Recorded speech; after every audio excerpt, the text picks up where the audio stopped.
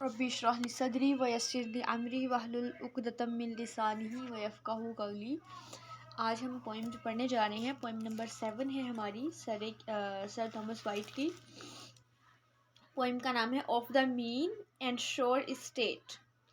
White, तो इस poem के इसको स्टार्ट करने से पहले थोड़ा सा इसको इंट्रोडक्शन देख लेते हैं, इसके टेक्स्ट को एनालाइज करने से पहले कि इसका इंट्रोडक्शन किस टाइप का है और पोइम किस टाइप की है, ताकि हम जब टेक्स्ट को पढ़ें तो हमें बेहतर वे में समझ आ सके। This is a small poem. आज मैंने नोट्स खुद से नहीं बनाए, क्योंकि जब मैं बुक खोली तो मैंने देखा कि बुक के अंदर जो लिखा हुआ है ना वो बड़ा बेस्ट लिखा हुआ है, कि मुझे ज़रूरत ही नहीं पड़ी कि मैं दूसरे नोट्स बनाऊँ। इसलिए फिर मैंने कोई नोट्स नहीं बनाए, बुक से ही आज पढ़ेंगे। बहुत अच्छा लिखा हुआ है, बुक से सारा कंसेप्ट क्लियर हो रहा है। छोटी सी poem. This is a small poem of the mean and sure state. Poem number 8, last one.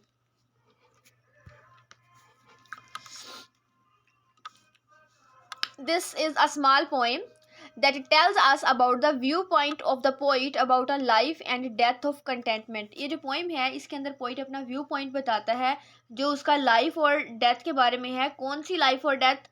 Containment के ऊपर, जो बहुत जितना भी है ना उसके पास, कम में गुजारा करके जो इंसान सब्र करके कनात पसंद होता है ना, वो कहता है जो कनात पसंदी की मौत और कनात पसंदी की जो लाइफ है, ज़िंदगी है, उसके बारे में हमें बताएगा कि जो कोर्टली लाइफ है, ठीक है, एक लग्जरी लाइफ है, वो बेहतर है या फिर एक कॉमन मैन की लाइफ जो है वो बेहतर है। बेसिकली ये पोइम जो है ना पोइट ने एक्सपीरियंस किया, जिस तरह हमने पढ़ी थी पोइम सरे की, सॉरी क्या नाम है उनका, हेनरी हेवर्ड अर्ल ऑफ सरे।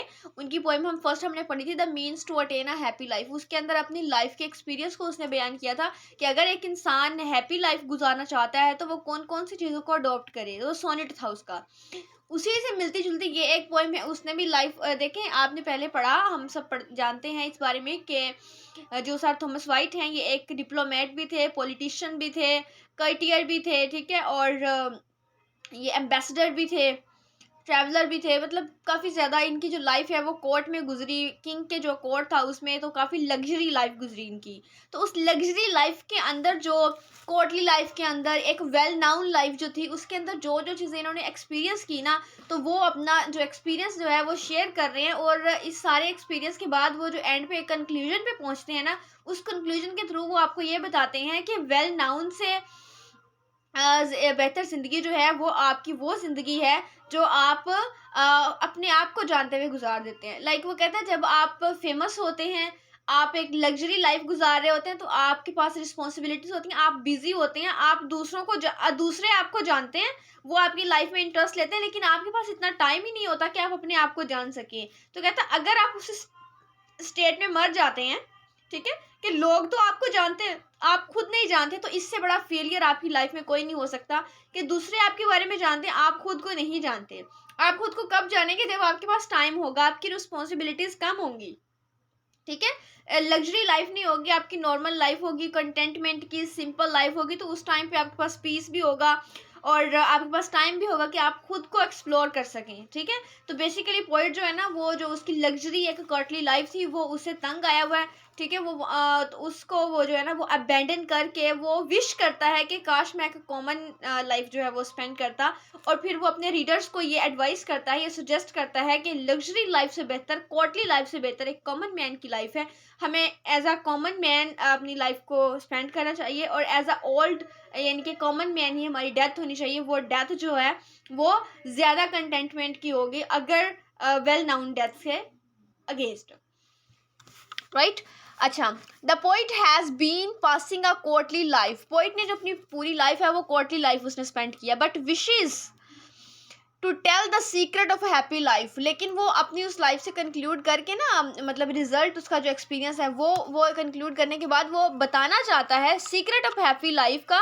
कहता है कि to whosoever would care to listen to him. वो कहता है मैं ये, मतलब ये जो लाइन है ना, whosoever would care to listen to him, वो कहता है मैं उन लोगों को ये बात बताना चाहता हूँ जो सुनना चाहते हैं, राइट। यानी कि वो इम्पोज नहीं कर रहा, उसने सुजेशन दी है या एक उसने ओपिनियन दी है, तो वो दूसरों के ऊपर जो है इम्पोज नहीं कर रहा, मुसलत नहीं कर रहा। उसने एक ओपिनियन जो है बिल्डअप कर दी, उसने अपना पॉइंट ऑफ व्यू बता दिया और उसने कहा जो अडोप्ट करना चाहता है, जो इस बात को एग्री करता है, वो इसको अपनी लाइफ में अप्लाई कर ले, जो नहीं करते उनके लिए ज़रूरी नहीं है। ठीक है, तो इसका मतलब बड़े अच्छे तरीके से, बड़े बैलेंस्ड और एक बड़े मैच्योर्ड वे में पोइट ने जो है अपना जो एक्सपीरियंस है वो शेयर किया, और अपनी ओपिनियन को शेयर करने के बाद भी उसने ऑप्शन दिया है कि इफ़ यू वांट, ठीक है, if you care then you can listen this suggestion. अगर आप नहीं करते, आप इसके पॉइंट से एग्री नहीं करते, तो आप अपनी जैसी लाइफ है वो आप गुजार सकते हैं। अ happy life is that which is passed away from course and is state at a silent. वो कहते हैं हैप्पी लाइफ वो है जो कोर्स थी वो वहाँ उससे दूर गुजरी हो। ठीक है, कोर्ट के अंदर नहीं गुजरी। कोर्ट के अंदर क्या थी? पॉलिटिकल इश्यूज, एम्बेसडर्स के issues, courtly issues, family issues, personal issues, different kind of pains, agonies, even then इनको एग्जीक्यूट कर दिया गया, सजाएं दी गई, बहुत कुछ इन्होंने जो है ना वो बर्दाश्त किया। इसलिए वो नहीं चाहता था कि कर्टली लव वो पास करे। वो कहता मेरी लाइफ का, या आप भी जो भी आप इस सेशन को सुन रहे हैं, उसकी लाइफ का जो बेहतरीन हिस्सा है वो होगा अब आप लग्जरी लाइफ से, कर्टली लाइफ से दूर हों और एक ऐसे साइलेंट प्लेस पे जहाँ पे आप अकेले हो, सिंपल और कंटेंटमेंट की लाइफ आप गुजारें। वो जो कंटेंटमेंट की सिंपल और लोनली लाइफ होगी ना, वो कहते हैं वो आपकी हैप्पी लाइफ होगी। सच अ फेलो इवन डाइज। वो कहता है अगर वो इंसान, सच अ फेलो मीन जो एक कंटेंटमेंट में होगा, सिंपल मैन जो होगा, एक कॉमन मैन अगर कहता है वो डरता है, मरता है कंटेंटेडली एंड हैप्पीली, तो इससे बड़ी कोई बात नहीं है। ठीक है, तो इसमें पहले आई थिंक यहाँ पे इसका समझ आ गया इंट्रोडक्शन का, के पॉइंट का, पोइम का थोड़ा सा पॉइंट ऑफ व्यू कि किस तरह का है। टेक्स्ट की तरफ चलें, उसके बाद फिर आगे देखेंगे।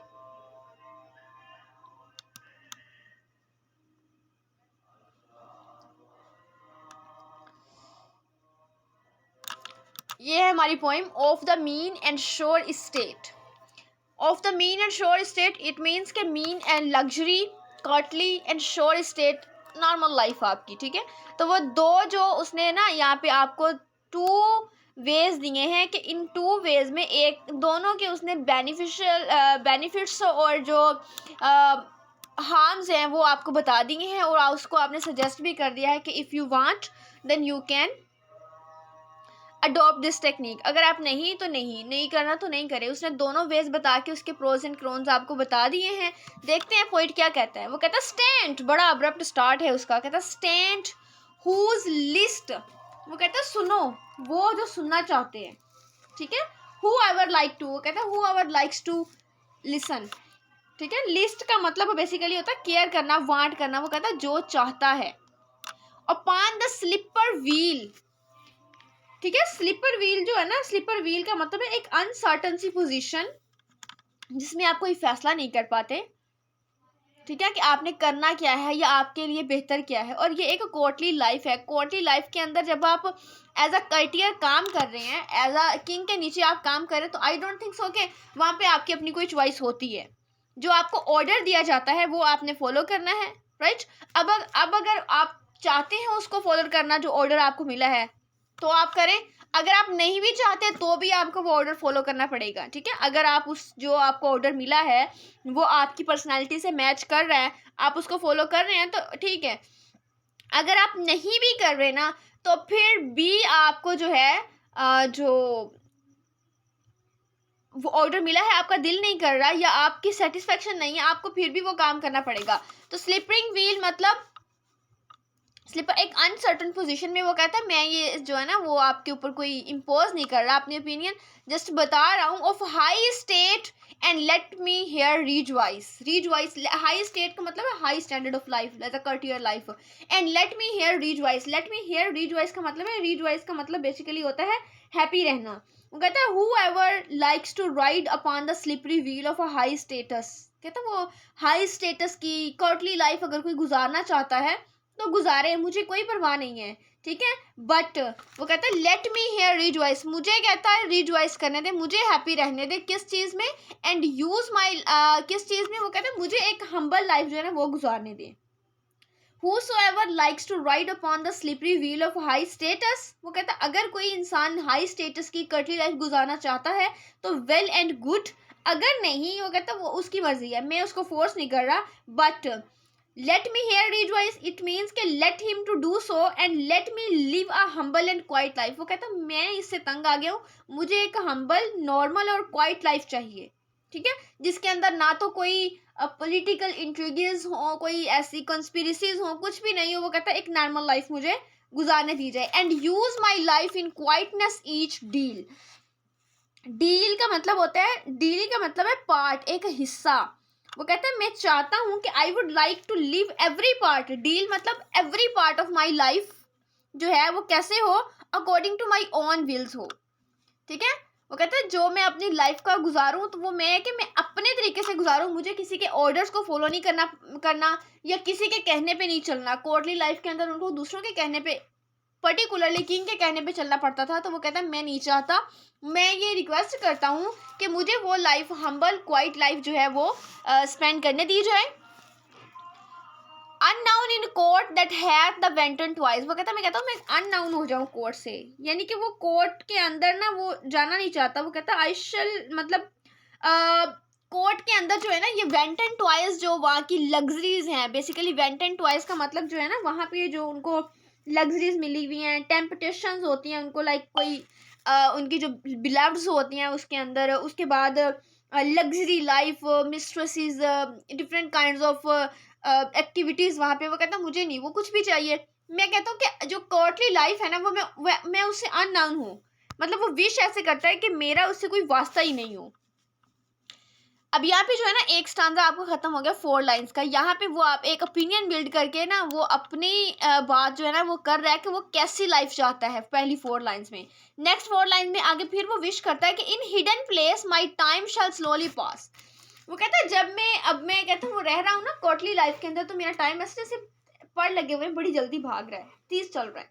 लेकिन जब जब कहता मैं जब एक हिडन प्लेस में रहूँगा, ऐसी लाइफ जो कि मैं जिसमें रहना चाहता हूँ, वहाँ पे मेरा जो टाइम है वो बड़ा जो है ना वो कहता स्लोली गुजरेगा, यानी कि मैं उसको इंजॉय करूँगा।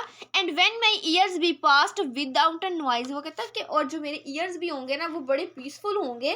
तो जो भी मतलब मैं टाइम के तब गुजारूंगा किंग्स की कोर्ट के अंदर, तो उसके अंदर कोई भी ऐसी वेज नहीं होंगे जिस तरह के जो रिच पीपल होते हैं उनके अपने ही स्टैंडर्ड्स होते हैं डिफरेंट। हम सिंपल लोग हैं ना, जो हमारी इतनी ज़्यादा नहीं है। हमने अगर बर्तन कुछ भी, मतलब बर्तन तो मैं एक एग्जांपल देने लगी थी लेकिन नहीं देती यहाँ पे, हमारी जो भी काम है हम सिंपल तरीके से कर लेते हैं, ठीक है। इवन खाना डाइनिंग टेबल के ऊपर हम कोई इतना ज़्यादा नहीं करते कि डाइनिंग टेबल ही लगाएं, तो डिफरेंट चम्मच और कांटों का यूज़ करें, किसी भी तरीके से हम खा लेते हैं, इजी है, ठीक है। उनका एक एटिकेट होता है जी, भाई इतने बजे खाना है, टेबल लगानी है, ये चीज़ें रखनी है, चम्मच को ऐसे नहीं ऐसे पकड़ना है, ये 100 चीज़ें। वो कहता है मैं इस सबसे आज़ाद होना चाहता हूँ। Let me die old after the common trace. वो कहता है मैं मरना ऐसे चाहता हूँ कि जब मैं मरूँ तो जो मेरी लाइफ हो ना वो एक ओल्ड कॉमन मैन की तरह हो, ठीक है।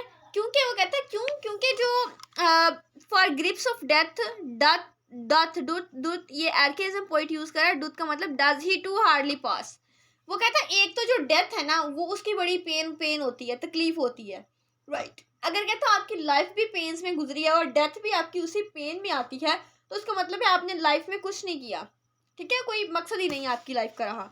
अगर कहता अगर आपकी जो लाइफ आपने दुख तो जिंदगी में देखे हैं, बाकी की लाइफ आपने पेन में गुजारी है, लेकिन अगर आपकी डेथ जो है वो एक इजी वे में आ जाती है तो फिर क्या होगा। डेथ कहता अगर मतलब आपका बाकी ज़िंदगी जो है आपकी सिंपल गुजर गई है, आसानी में गुजर गई है, unknown to the court and everything, तो फिर जो कहता अगर डेथ के टाइम पे जो पेन होगा उसको वो काबिल बर्दाश्त होगा, कम से कम सेटिस्फेक्शन तो होगी ना कि मेरी जो बाकी ईयर्स हैं वो किसी भी नॉइस के बगैर, किसी भी पेन के बगैर गुजरे हैं। लास्ट लाइन में कहता है that known is to all but to himself last. वो कहता है मुझे अफसोस होता है वो ऐसे इंसान पे जो कोर्टली लाइफ और रिच पीपल है, अरिस्टोक्रेटिक क्लास है, वो उसको लोग तो जानते हैं लेकिन अपने आप को वो खुद नहीं जानते क्योंकि उनके पास इतना टाइम ही नहीं होता। वो कहता है अफसोस ही डाइथ अननाउन डीज्ड विद ड्रेडफुल फेस। वो कहता है वो मरता है तो अननाउन, ठीक है, क्योंकि वो उस टाइम तक तो लोग उसको जानते हैं जब तक वो जिंदा है, जब वो मर जाएगा तो कौन उसको जानेगा, कोई भी नहीं। तो कहता है डीज्ड विद ड्रेडफुल पीस। डेज्ड का मतलब है कि वो क्लच दे, अब जब एंड हो गया ना उसके पास कुछ भी नहीं रहा, लाइफ भी खत्म हो गई है, कहते हैं कि फिर जो है ना वो ड्रेडफुल फेस के साथ, यानी कि जब इंसान मर जाता है ना तो जो हमारे घर वाले होते हैं ना वो भी डरने लगते हैं कि अब ये जो है ना डेथ हो गई है, तो वो डेड बॉडी से डरते हैं चाहे आपको कितना भी प्यारा क्यों ना हो। तो वो कहते हैं उस टाइम पे जिन लोग जो उसको बहुत ज़्यादा जानते थे, सारा उसको वो एक वेल नोन पर्सन था, तो वहाँ पे वो लोग भी कहता उससे ना पीछे हट जाएंगे।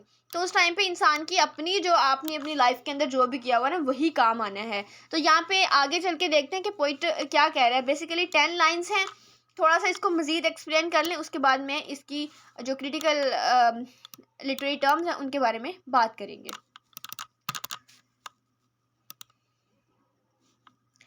अच्छा, देखते हैं कि इस पूरी पोएम को जो है हमने समराइज कैसे करना है। वो कहता है कोर्ट लाइफ जो है ना, अब इस पूरी पोएम का खुलासा जो है इसमें हम देखेंगे कि जो कोर्टली लाइफ है has its own toils and troubles. Courtly life कोई भी आसान नहीं होती।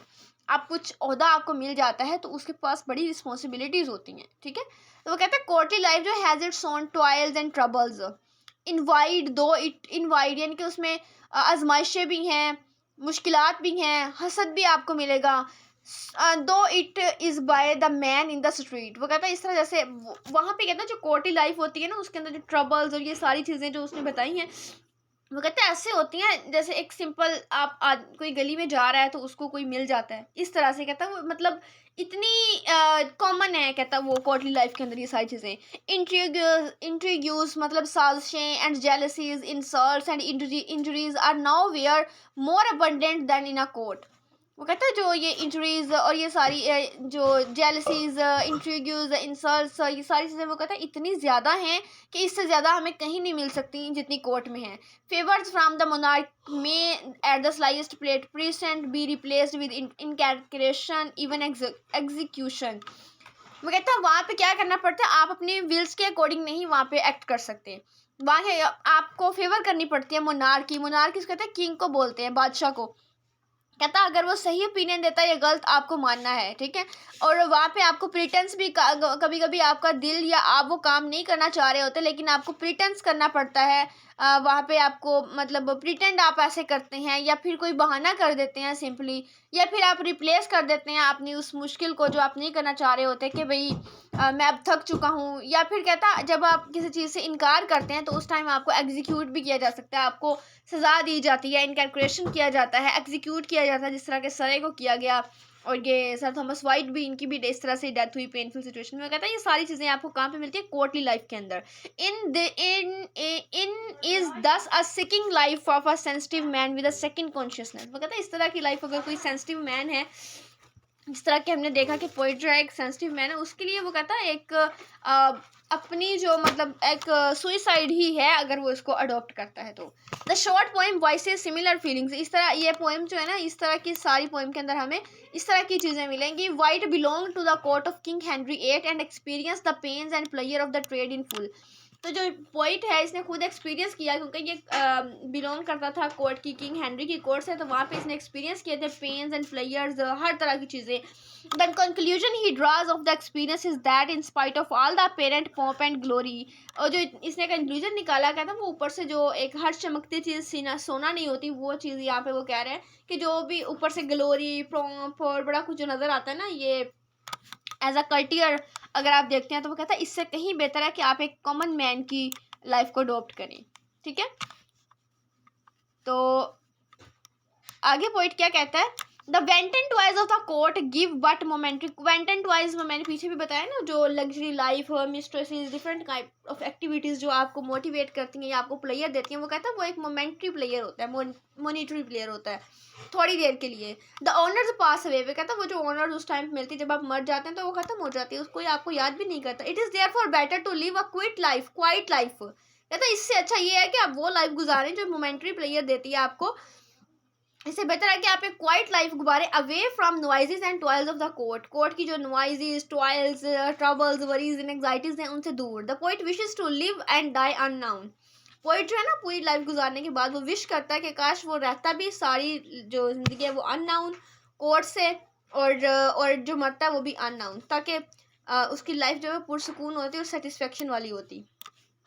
The poem expresses an aversion to politics and the wanton player of the court, the mistresses and the rivalry.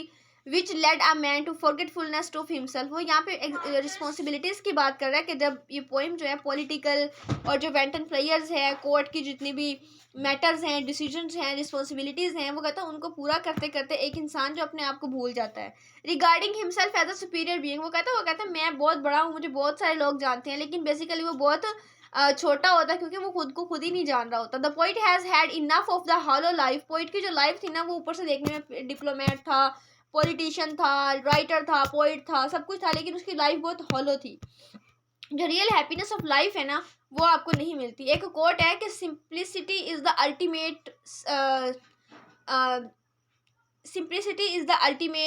Ultimate sophistication.